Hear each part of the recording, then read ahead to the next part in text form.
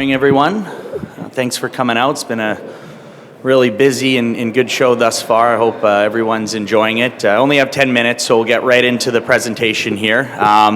For those of you that aren't familiar with Skyharbour Resources, it's a high-grade uranium exploration and early-stage development company. We have 6 projects scattered throughout the Athabasca Basin. It's the highest-grade depository of uranium in the world. We've spent the last few years putting this project portfolio together. We have projects that range from earlier stage exploration to more advanced stage exploration, 2 deposits, including one high-grade deposit that we're currently advancing and delineating additional resources on at our flagship Moore project. So I think it's important to highlight from the get-go, Skyharbour is one of the few remaining high-grade discovery stories in the basin out there. We all know that it's been a tough uranium market. I do believe we've seen that turn the corner now. We saw a bottom put in place in 2016, and actually in 2018 here, we've seen the first precipitous move upwards, at least with the spot price, and I think you'll see that continuing over the next few years. To complement our high-grade story, we also act as a discovery story. We also act as a prospect generator, and I'm sure a lot of you are familiar with prospect generation, but it's a good complement to what we're doing at our flagship project, where we basically farm out our secondary projects to strategic partners. Orano, France's largest nuclear and uranium mining company, one of our partners. So it's a dual-pronged strategy that we employ at Skyharbour. I'll walk you through the presentation here. For those of you who've seen the presentation before, we do like to highlight this acronym, and this sums up Skyharbour nicely. It's People, Timing, and Projects, PTP. So arguably the most important ingredient for these kinds of companies, the people that run it, the people backing it, and strategic partners. So when we look at the team here, I work here in Vancouver. My chairman, Jim Pettit, him and I have worked together for several years. We built and sold a gold company called Bayfield Ventures. Is very much what we're looking to do here at Skyharbour after having exploration success.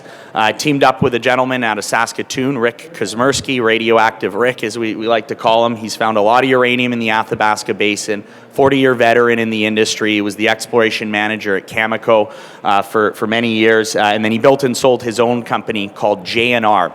He ended up selling J&R in 2012 to our largest shareholder, Denison Mines. So you'll see Dave Cates there. Dave's the president and CEO of Denison Mines, New York-listed uranium company backed by Lucas Lundin.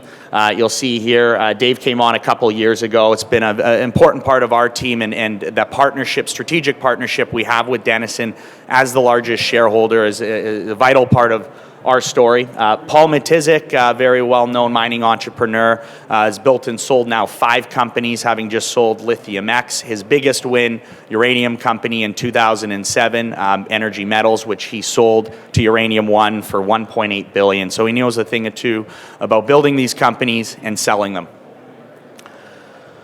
Go on to the capital structure here, pretty straightforward. 64 million shares issued and outstanding. We're still in that $26-27 million market cap range, so a lot of upside here as a high-grade discovery story in the Athabasca Basin. Point your attention here to some of the notable and strategic shareholders, management and insiders. We own a good chunk of the stock. Marin Katuza, KCR Fund. Marin's been a cornerstone investor in this company really from day one. Denison Mines, our largest strategic shareholder. OTP Fund Management. This is Hungary's largest bank. They have about 5% extract out of New York, KS out of Shenzhen, China, and more recently Sachem Cove out of New York. A lot of you probably are familiar with the portfolio manager, fund manager there, Mike Alkin. They become a very large shareholder in the last couple of years. So I'll just point your attention to that. In the last couple of years, we have seen more of an institutional following coming into the story, which is great. So now we get on to that second part of the acronym, timing, and this is, I think, more important than it's ever been, at least since I've been running the company, where we're at in this uranium market cycle right now. We've seen the bottom put in place. November 2016, we hit $17.75 in inflation-adjusted terms, the lowest the commodity's ever traded at.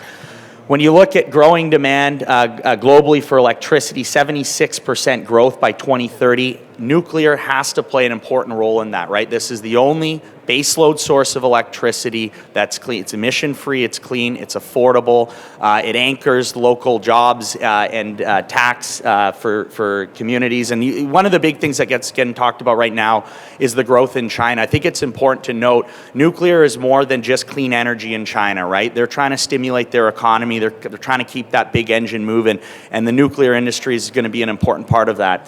When you look here, 453 current reactors operating, another 55 under construction, 15 of those alone are in China, more in India and in the developing world, and hundreds more planned and proposed. Where it's gotten really interesting is on the supply side. So we know the demand side's been growing steadily, 190 million pounds of demand in 2018. That's expected to increase to about 193 million pounds in 2019. The supply side has finally responded to the low price environment, right? So we've seen some major production cuts from two of the largest producers, Kazatomprom. Kazakhstan's 40% of global primary mine supply. They've announced pretty major cuts in the last few years. And then more recently, the largest publicly traded company, Cameco, just recently announced that they've shut down McArthur River indefinitely for the time being. You'll see there now 163 million pounds of primary mine supply has shrunk down to 135 million pounds. That number is likely to continue to decrease. I want to point out that it's not just mine closures happening at the choice of the producer. There are a number of major mines and significant producers out there, Rossing, Ranger in Australia. These are multi-million pound a year producers that are coming to the end of their mine lives. So it's also deposits and mines that are simply running out of reserves.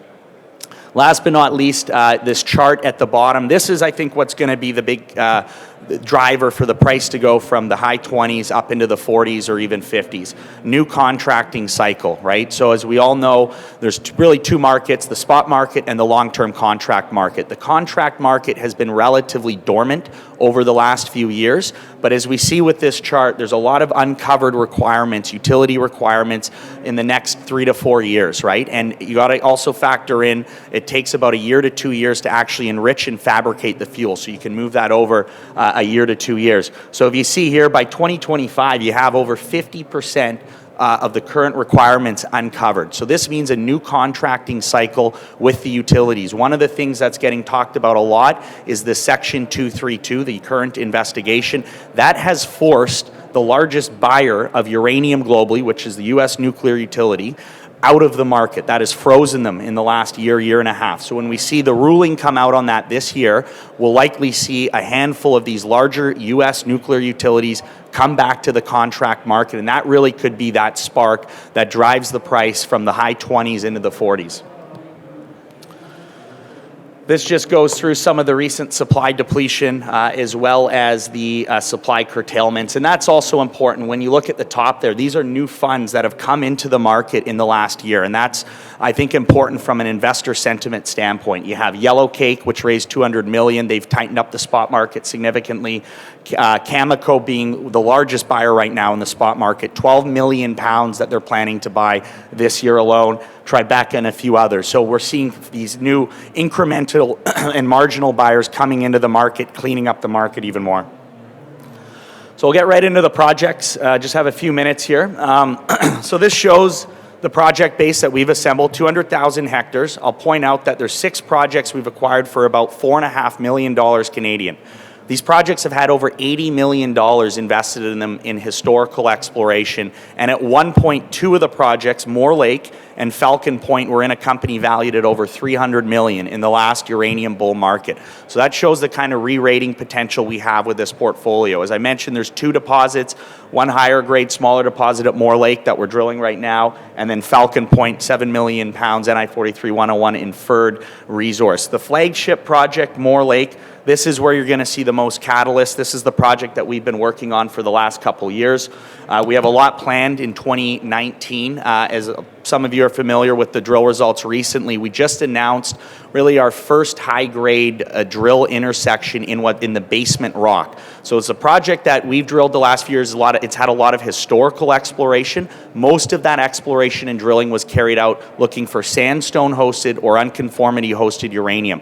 We've just now recently been looking a little bit deeper into the basement rocks, and really the first bona fide high-grade drill hit was in this last news release we had in late December, a 15-meter zone of over 0.5%, a couple higher-grade zones within that, most of that being in the basement rock. So now we're going to be looking a little bit deeper, looking for bigger, higher-grade deposits at depth. We're also going to be drilling it along strike as well and continuing to add pounds along strike. Only 2 of the 4 kilometers have been tested. So look out for the upcoming drill program that'll be starting in the middle of February, 3,000 meters, fully funded, generate some news flow for us going into the summer.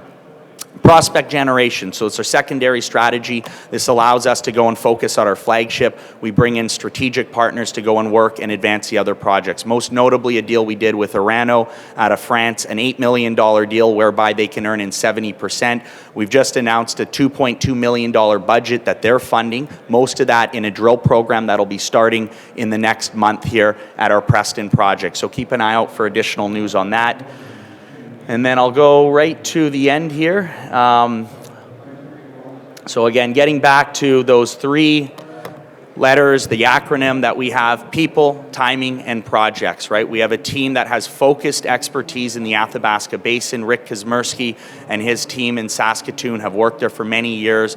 They know the rocks. They know how to find high-grade uranium. The timing with the uranium market right now, we need to see a much higher price. Even in the high 20s, it's an unsustainably low price. The average global cost of production being in the 40s, and the price needed to incentivize any new meaningful production to come on in that $50 to $60 range. And then last but not least, the projects. 6 projects, all offering high-grade discovery potential, 2 deposits, and we employ a dual-pronged strategy. One, we're drilling at our flagship. That's where you can see us hopefully emulate the success of a NextGen, of a Fission, of a Hathor, but we complement that with prospect generation at our other projects, make sure those projects are being advanced, other companies coming in, funding that work, and we get some cash in stock as well. So thank you.